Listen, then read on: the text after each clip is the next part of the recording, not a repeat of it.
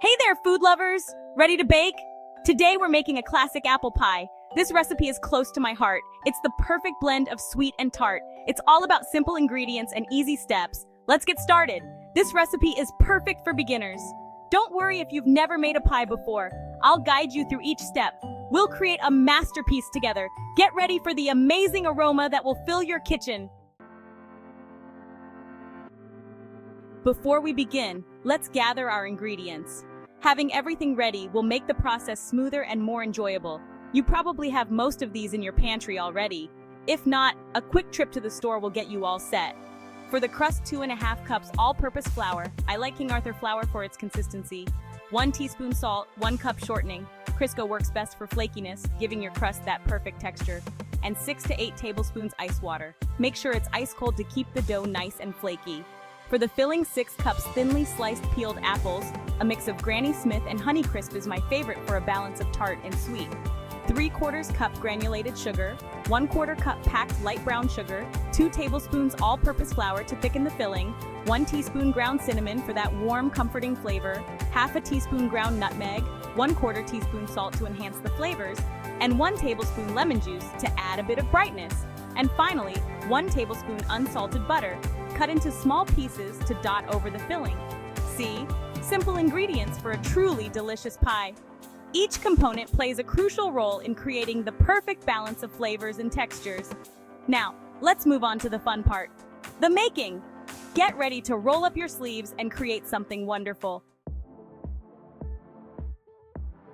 Let's get those apples ready. Peel and core them first. Then, slice your apples thin and evenly. This helps them cook evenly in the pie.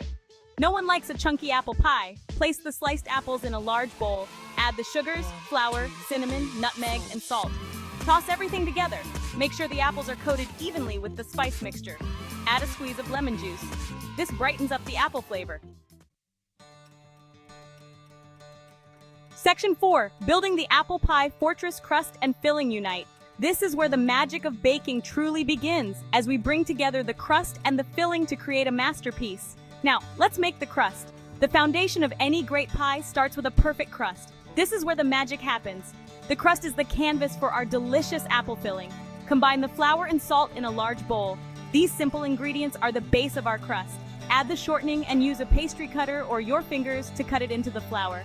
This step is crucial for that flaky texture. You want it to resemble coarse crumbs. This texture ensures a tender and flaky crust. Slowly add the ice water, a tablespoon at a time, mixing until the dough just comes together. Don't overwork it. Overworking can make the crust tough. Divide the dough in half and shape each half into a disc. This makes it easier to roll out later. Wrap them in plastic wrap and refrigerate for at least 30 minutes. Chilling the dough helps it relax and makes it easier to handle. Once chilled, roll out 1 disc of dough on a lightly floured surface. Rolling it out evenly is key to a uniform crust. Place it in your pie dish. Make sure it fits snugly into the corners. Pour in that yummy apple filling. The filling should be evenly distributed for consistent flavor in every bite. Dot the top with the butter pieces. These little bits of butter will add richness to the filling. They'll melt into the filling, making it extra rich. The butter will blend with the apples, creating a luscious, flavorful filling that's simply irresistible.